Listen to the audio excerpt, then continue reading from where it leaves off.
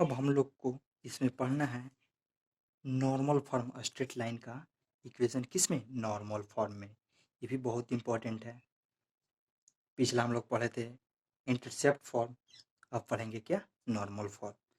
तो normal form का जो हम लोग को पढ़ना है, अब यहाँ पे देखेंगे, कुछ लिख लेते हैं, थोड़ा सा वो ध्यान दीजिएगा।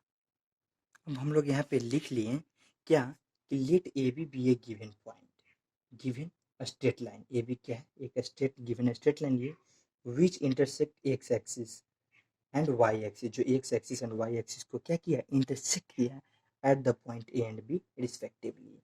ए और बी पे क्रमशः क्या किया है, इंटरसेक्ट ए और बी पे।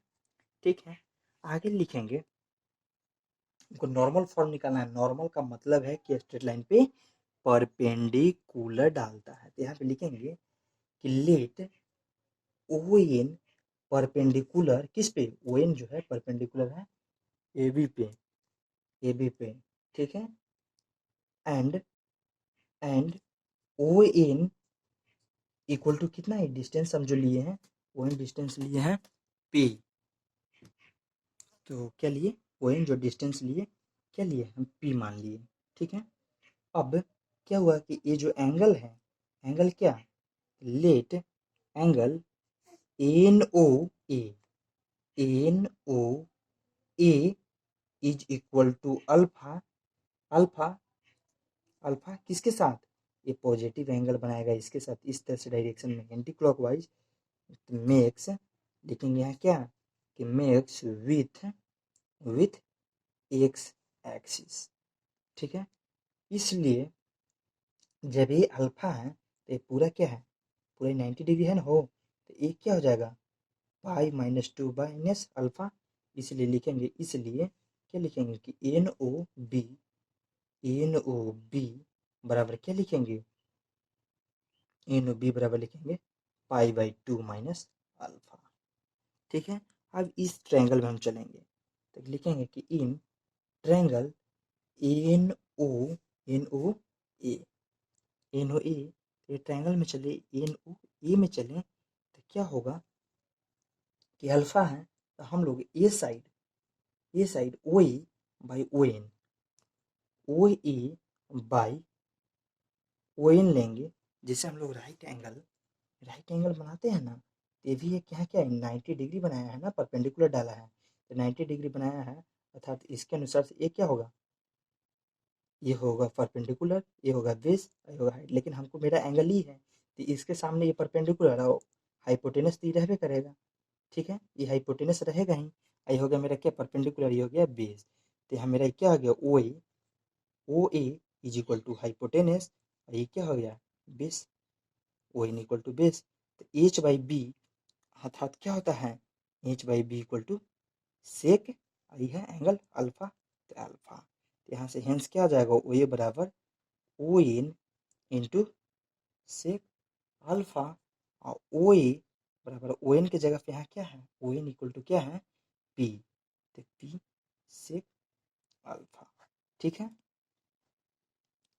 इसी तरह से अब इसमें तो चले ही, अब इस ट्रायंगल में चलेंगे, तब लिखेंगे कि इन ट्रायंगल किस में, एन ओ बी में। तो एन ओ बी में जब चलेंगे, एन ओ बी में, तो इसमें भी सिमिलरली उसी तरह से चलेंगे।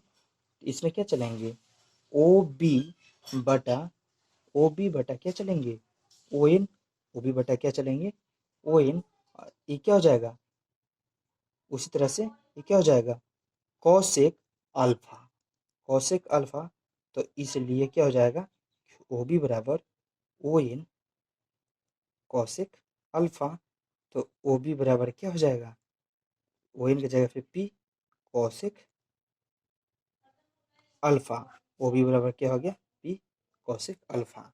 जब हम लोग पढ़े थे इंटरसेप्ट फॉर्म, इंटरसेप्टिव फॉर्म मैंने लिए हैं, तो इंटरसेप्ट फॉर्म हम लोग पढ़े थे क्या, तो लिखेंगे कि now we know that we know that intercept form, intercept form equation, intercept form equation क्या हो जाएगा, हम लोग जानते हैं कि x by a plus y by b is equal to one, is equal to क्या होगा, वन।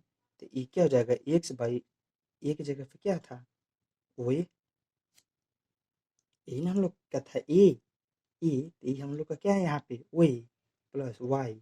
अब बी जो हम लोग ये था यहाँ पे क्या है, यहाँ पे क्या है मिला ओ बी बराबर 1 है। ओ बी बराबर क्या है 1 है। तो यहाँ पे क्या लिखेंगे कि ए एक्स और ओ ए का वैल्यू हम लोग को कितना आया है p sec alpha plus y बटा ओ बी का वैल्यू हम लोग को क्या आया है पी कॉसेक अल्फा और बराबर क्या आ गया 1। ठीक है, तो ए एक्स बटा क्या हो गया पी और 1/1 इंटू में हो रहा था तो 1/सेक अल्फा क्या होता है कॉस अल्फा और प्लस वाई बटा पी, ये क्या हो जाएगा साइन अल्फा 1/कॉसेक साइन अल्फा बराबर 1। और ठीक है, इसी तरह से हम लोग को क्या हो गया कि क्या आ गया हम लोग के यहाँ एक्स बाई पी तो यहाँ आ गया कॉस अल्फा और प्लस यहाँ हो जाएगा y/p, तो यहाँ क्या आ जाएगा sine alpha is equal to 1।